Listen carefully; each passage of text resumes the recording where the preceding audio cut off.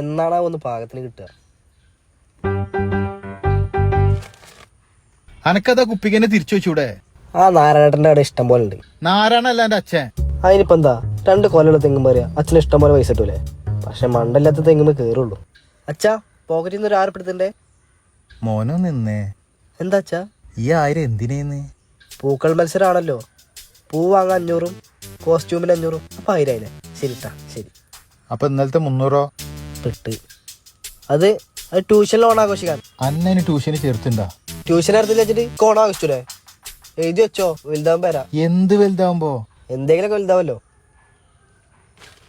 Ration കടയും കൂടി ഇല്ലെങ്കിൽ കമ്പനി പൂട്ടി പോയിന്ന്. അച്ഛാ, പണിക്ക് പോയിക്കോളി. ചെക്കന്മാരെ എൻട്രി പ്ലാൻ ചെയ്തിട്ടുണ്ട്. പൈസ ഇനി വേണ്ടി വരും. ഓക്കെ? ഈ അടുത്ത കാലത്ത് ഞാൻ അടുത്ത ഏറ്റവും നല്ല തീരുമാനം ഒന്നിൽ നിർത്തിയത്. യുലിങ്ക് ഇപ്പൊ ഒരു ആഡ് വരും.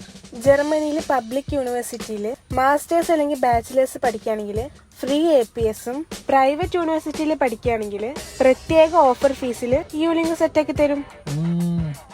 ഇനി +2 കഴിഞ്ഞവർക്ക് FSJയും ഹൗസ് ബിൽഡിങ്ങും ചെയ്തു കൊടുക്കും. ഹൗസ് ബിൽഡിംഗാ? ആ, ഇന്നെന്റെ നെച്ചാമ്പൂലിന്ന് കൊണ്ടാൻ പോരോ യു ലിങ്കിനോട്? അതൊക്കെ സെറ്റാക്കാം.